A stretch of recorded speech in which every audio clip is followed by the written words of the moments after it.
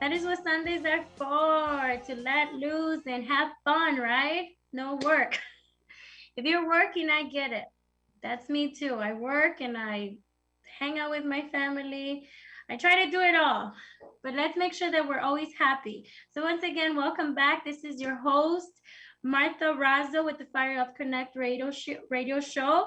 It's a pleasure to be here and be able to spend this Sunday and talk to you business owners about things you can be doing to make sure that your business survives, makes it to the 10-year, makes it after 5 years, and it's successful. And it's not only successful in terms of money, but you are meeting your goals as business owner and achieving that dream. Because as business owners, we had a vision. We had a vision of where we wanted our business to go, whatever that is. So now I want to talk to mid-sized business owners. And some of this also is for small business owners. So make sure that you also listen, because you eventually hope to get to the mid-sized level. So very important, I'm going to touch very quick on that profit and loss. On that profit and loss, so you're aware, because sometimes as mid-sized, we have a lot going on. There's a lot of expenses. There's a lot of people involved. We forget to look at a break-even price. Make sure you're looking at your break-even price. What is that? That is the break-even price of where you are making money or not making money. So make sure you know that, and you have that profit margin on the back of your head, and you're analyzing this monthly. Do not change your price every 6 months or every year. Make sure that you are looking and examining this price every month. Why? Why is this so important? A lot of time, mid-sized businesses get themselves stuck in contracts that are 6 months. And what happens within 6 months? Everything can happen. I mean, look, COVID happened. We're dealing with a war. We're going into recession.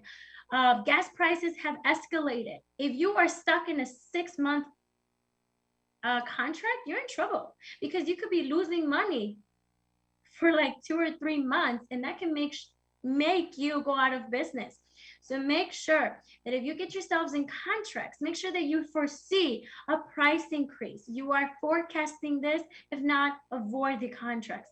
But make sure you're assessing your price and making sure that that price meets your profit margin you set at the beginning of the year, or whenever you set these goals. But it should actually be at the beginning of the year. Make sure this is being looked at every month, because prices change. And you can either be too expensive or can be giving away your service and products. And you do not want to do either or. All righty, so what can you do as a mid-sized business owner? So as I mentioned at the beginning, one of my areas of study that I'm doing right now in my PhD is called process mining. And a lot of European countries are taking the lead on this. And American businesses should start doing this, especially at the mid-sized level. You should start looking into something called process mining. So what is process mining? In businesses, we have processes. So just let's examine something very simple. The process of invoicing. You deliver or you do a transaction, there is a bill of lading or a purchase order, and then there's an invoice. That invoice gets sent, and then that invoice gets, you hope that you'll get paid, and you wait within 15 or 30 days. But what happens? What is something that's undesired? That you're not get paid. So all these events can actually be collected as something called event log data. This data is entered into a program that feeds this data. And then what you see as a business owner, you don't have to know all that background, but what you are able to see as a business owner, you're able to see a graph of your entire business process. Yes, you're looking at it like imagine you were an eagle and you looked all the way from the sky and saw your business process in one image. This is what process mining does.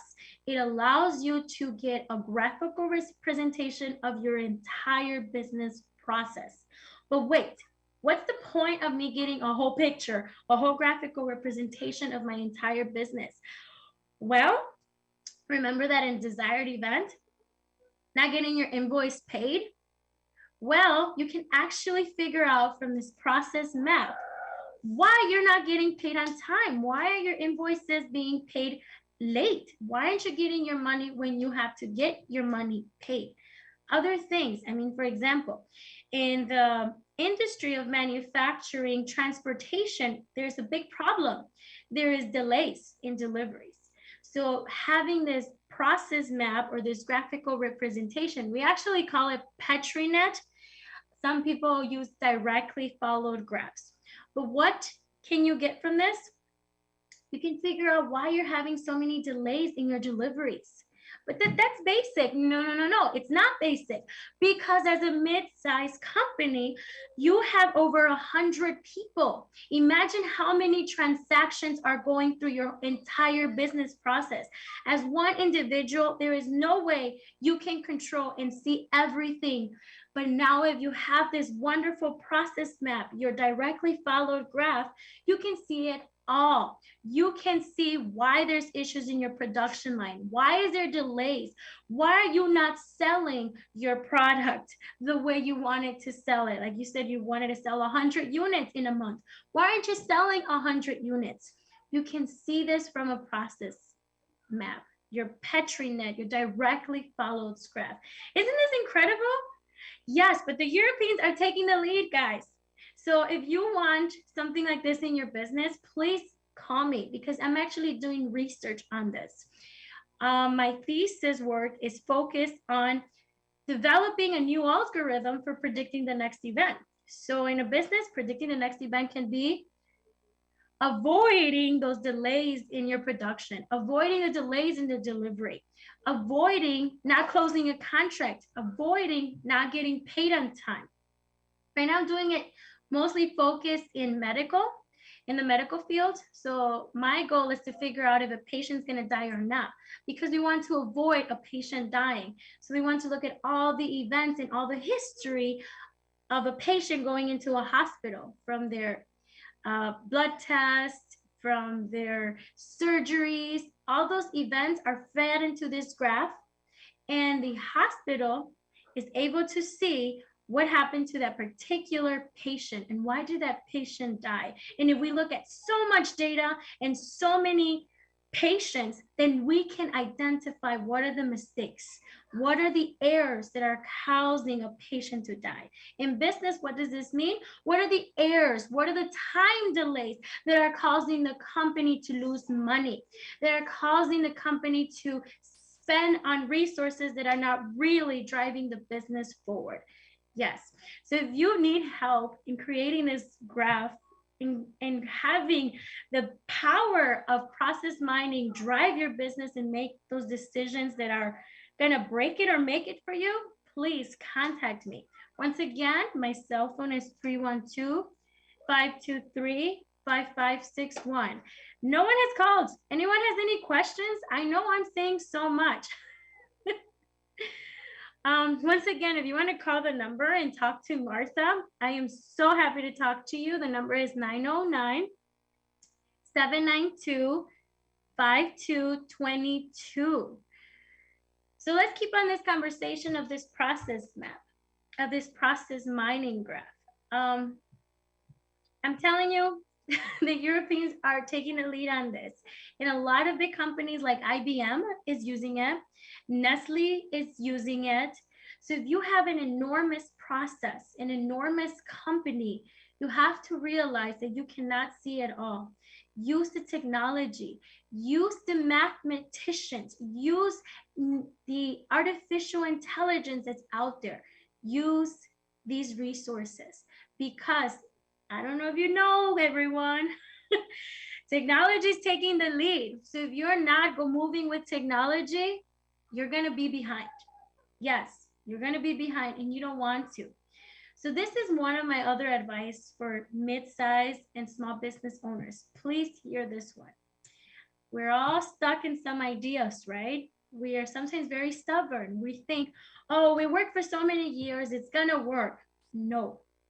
You have to be ready to change. When you see these numbers telling you to do X, Y, and Z, make sure you do X and Y and Z. Don't be stubborn, because sometimes the limitation to our business success is ourselves, our stubbornness to do things the way we were used to.